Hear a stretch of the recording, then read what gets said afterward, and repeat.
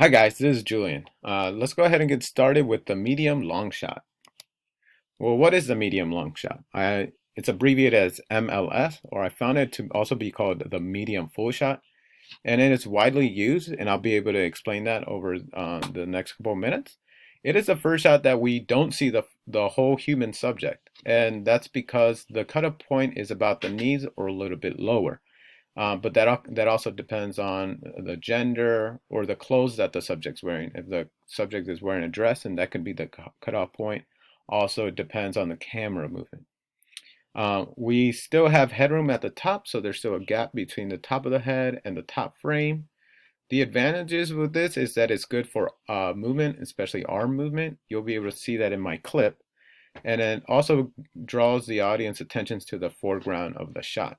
Some disadvantages are that since it's so close, then it's hard to get the right idea of the depth of the shot, of the background, I should say. Let's take a look at some examples. Here's one where you could see the knees are a cutoff point, the top has a headroom, and the non-shaded area is what the shot would be.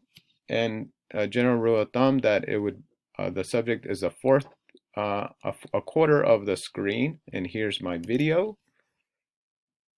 And that also, I believe that starts off as Very much like Chinese opera. medium By the long shot there. mid-80s, working with his own stunt team, he had something totally unique. In America, many directors and editors don't understand. And we'll go ahead and stop that there.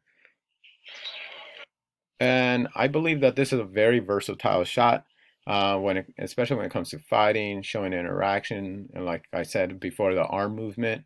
And I think heavy use is needed because it cannot be the same feeling cannot be replicated with a shot that's closer or a shot that's further away.